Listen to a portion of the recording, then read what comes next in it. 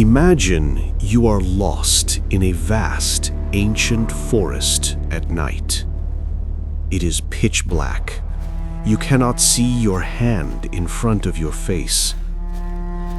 You feel alone. The isolation is terrifying. So, purely out of instinct, you gather some wood and build a fire. The light pushes back the darkness. Feeling slightly safer, you stand up and shout into the void, "Is anyone there?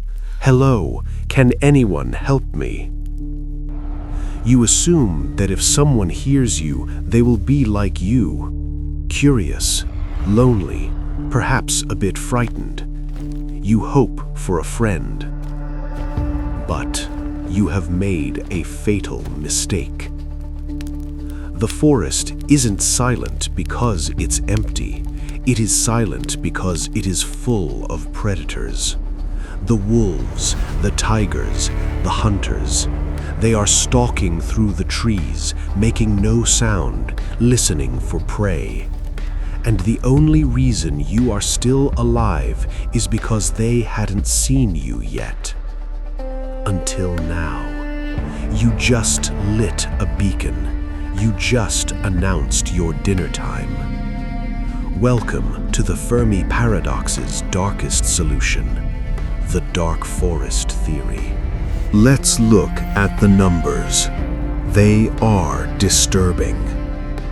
Our galaxy, the Milky Way, contains between 100 and 400 billion stars, and there are roughly 2 trillion galaxies in the observable universe. Even if life is incredibly rare, even if it happens only once in a billion stars, the math suggests there should be thousands, perhaps millions of advanced civilizations in our galaxy alone. Many of these stars are billions of years older than our sun. That means civilizations should have risen long before us. They should have colonized the galaxy. Their megastructures should be blocking the light of stars. Their signals should be flooding the radio spectrum. The sky should be noisy. It should be crowded. It should be alive. But when we point our most powerful telescopes at the stars, we find nothing. Just static. Just cosmic background radiation. Just silence. This is the Great Silence. And for decades, optimistic scientists thought this meant we were special. They thought maybe we are the first. Or maybe space travel is just too difficult. But there is a scarier option. What if the silence isn't an accident? What if the silence is a strategy? In 2008, the science fiction author Liu Cixin proposed a theory that changed how we look at the sky. He suggested that the universe is not a garden waiting to be explored. It is a battlefield. He proposed 2 axioms of cosmic sociology, 2 simple rules that dictate life in the universe. Rule number 1.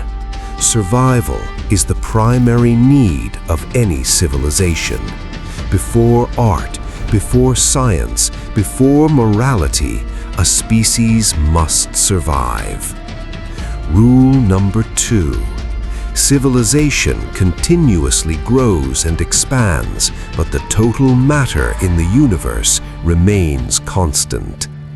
This creates a mathematical nightmare. Exponential growth in a finite universe means competition is inevitable. We are all fighting for the same resources, the same energy, the same living space. But unlike war on Earth, where you can talk to your enemy or sign a peace treaty, in space there is a barrier. Imagine Two civilizations meeting in deep space. Let's call them humanity and the others. We are separated by hundreds of light years. Communication takes centuries. We cannot talk. We cannot understand each other's culture, biology, or intentions. We don't know if the others are benevolent or malicious, and they don't know if we are good or evil. This creates what is called the chain of suspicion. Even if I believe you are peaceful today, I cannot guarantee you won't become aggressive tomorrow. And even if you are weaker than me now, there is the concept of a technological explosion. On cosmic timescales, a civilization can leap from stone tools to nuclear weapons in the blink of an eye. If I let you live, you might surpass my technology in a few centuries and destroy me to take my solar system. In this universe, there is no room for trust. The stakes are absolute survival.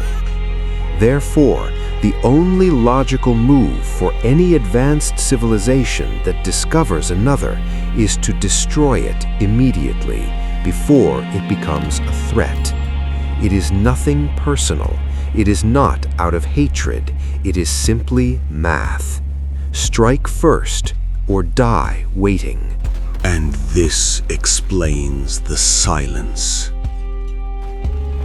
The universe is a dark forest. Every civilization is an armed hunter stalking through the trees like a ghost. They must be quiet. They must be invisible. If a hunter finds another life form, another hunter, an angel, a demon, a helpless baby, it doesn't matter. The safest action is to eliminate it. In this forest, hell is other people, an eternal threat that any life that exposes its own existence will be swiftly wiped out. This is why we hear no signals. The old civilizations, the powerful ones, learned this lesson millions of years ago. They are hiding, they are camouflaged, they are silent because they know the cost of noise. To broadcast your location is suicide. To listen is to survive. But there is one civilization that didn't get the memo. One foolish child wandering the forest, lighting fires and screaming, "I am here!" Us. For the last 100 years, humanity has been leaking radio signals into space. Our television, our radar, our GPS. We are a noisy planet. In 1974, we sent the Arecibo message, a powerful radio signal aimed directly at the Hercules cluster. It contained our DNA structure, our population, a graphic of a human, and exactly where we live in the solar system. We sent maps on the Voyager probes. We sent invitations. We thought we were inviting friends to a party. We were naive. Under the dark forest theory, we were effectively lighting a massive bonfire in the middle of a war zone. We shouted our coordinates to the silent hunters. The signal has already traveled over 100 light years.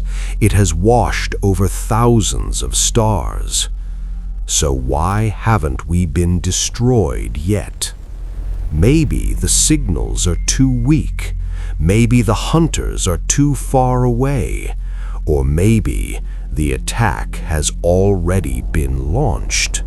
A projectile traveling at near light speed could be on its way right now. We wouldn't see it coming. One moment we are looking at the sky, the next moment, nothing.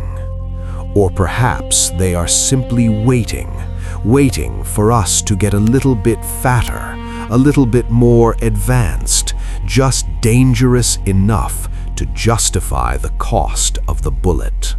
There is a chilling possibility that we haven't found aliens yet because the ones who made noise are already dead.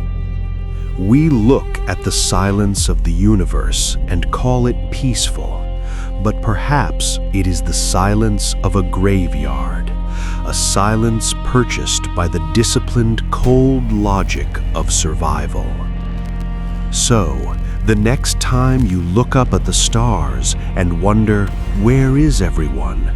Be careful what you wish for. Because in the dark forest, the only thing scarier than being alone is realizing that you are not. This is the Silent Observer. Stay quiet.